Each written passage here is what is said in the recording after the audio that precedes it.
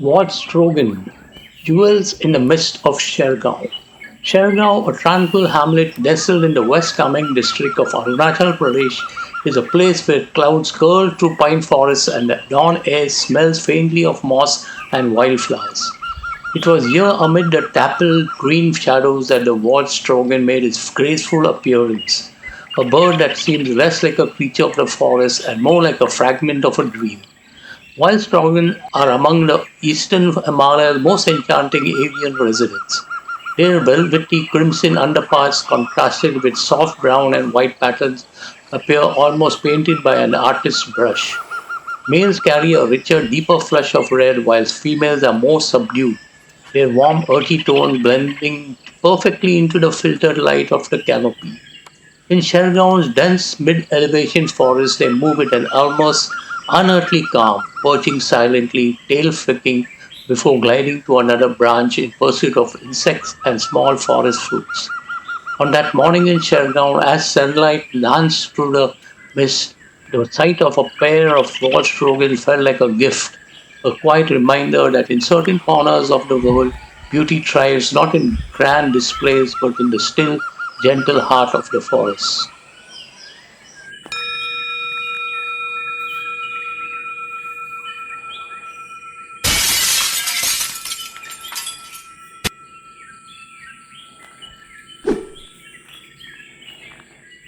The slender-billed Scimitar-Babbler is a shy forest-loving bird of the Eastern Himalayas, often found in the mid to high altitudes, evergreen and mixed broadleaf forests.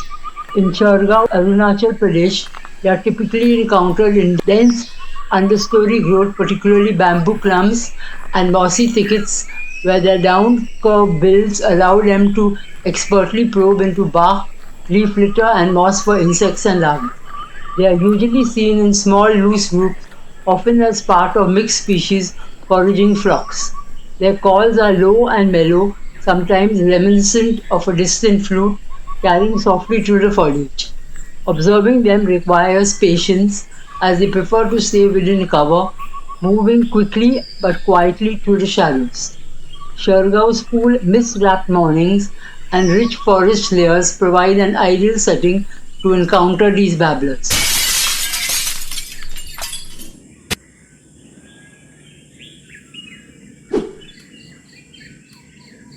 In the highland village of Shergaon, Arunachal Pradesh, where the hills roll in deep green and clouds wander lazily through the pine forest, the black-chinned Yuhinas made their lively entrance. We first spotted them in a patch of mixed oak and rhododendron, their tiny forms darting like wind-blown leaves, each movement quick and deliberate.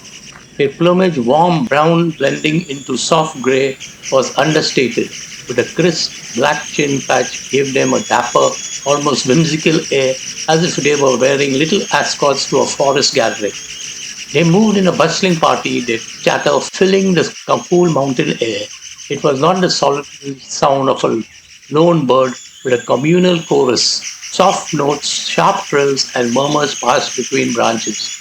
From one twig to another, they probed blossoms for nectar and searched leaves for hidden insects, each pausing only briefly before rejoining the frenzied ballet of the flock. Watching them, I could feel the rhythm of Shergaon's forest, vibrant, cooperative, and alive with small but essential stories. Perhaps the charm of the black-chinned Yuhina lies not only in its elegance, but in its camaraderie in a place like Shergaon, where the air carries the scent of wildflowers and distant wood smoke. These birds seem like the perfect residents, spirited, graceful, and always in good company. Long after they had disappeared into the tree line, their cheerful calls lingered in the forest, a gentle reminder that joy often comes in small feathered forms.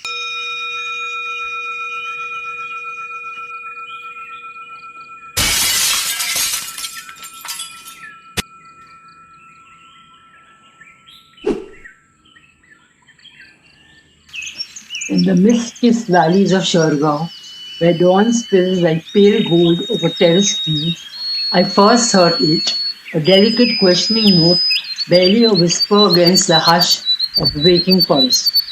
The Hume's bush warbler, shy keeper of the undergrowth, revealed itself not in sight but in song, a soft thread weaving through bamboo thickets and dew beaded ferns. I followed the melody along a narrow trail where rhododendrons leaned like old friends over the path and prayer flags swayed in the wind scented with pine. Every rustle hinted at its presence, yet it fitted just beyond the reach of my gaze. A small phantom wrapped in olive and brown, its tail flicking like a fleeting thought.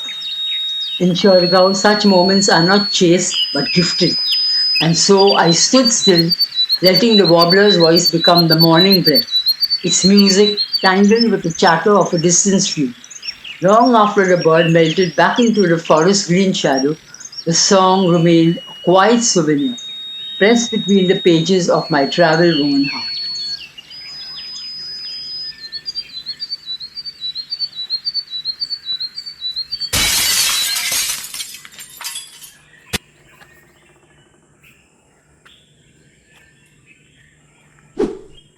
Shergaon's morning light spilled like liquid gold through the mist, and there among the rhododendron blooms, the green-tailed sunbird shimmered into view. His emerald tail caught the sun in bright flashes, while his crimson breast and metallic crown blazed like tiny embers in the cool air. He darted from flower to flower, sipping nectar with the unhurried grace of a traveler who knows each stop is worth savoring. The forest's hush made his color seem louder, his presence almost dreamlike, a fleeting jewel in Shergaon's highland garden, gone in a flicker, leaving only the memory of sunlight on feathers.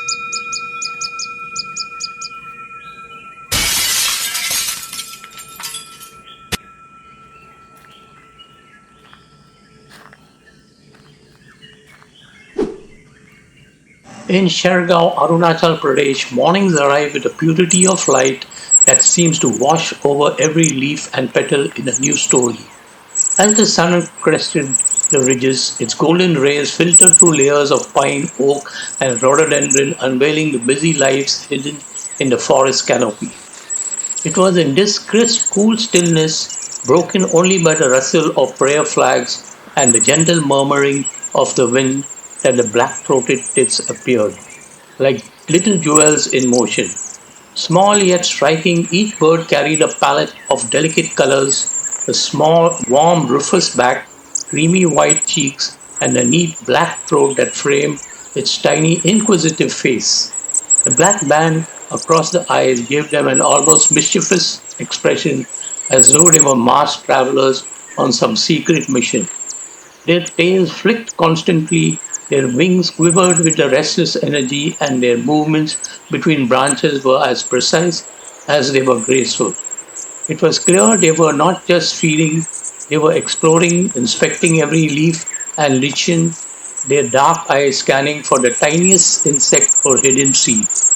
They moved in lively flocks, the air alive with their high-pitched, tinkling calls, notes so bright they could be mistaken for the clinking of glass beads. The forest seemed to open itself to their passage, every branch briefly hosting their curious forms before they vanished to the next. Watching them was to witness a perfect balance between play and purpose, a busy search for food wrapped in the joy of constant companionship. In Shergaon's landscape framed by snow peaks in the distance and the earthy fragrance of damp forest floor underfoot, the black-throated tit stood as a reminder that the Himalayas reveal themselves in layers, not only in towering mountains or vast valleys, but in the gentle, fleeting visits of small winged wanderers. And as they melted into the forest shadows, their tinkling calls lingered in the air like the echo of a story that you hope to hear again. Adios, my birding friends. See you all next in episode 11, Arunachal Pradesh.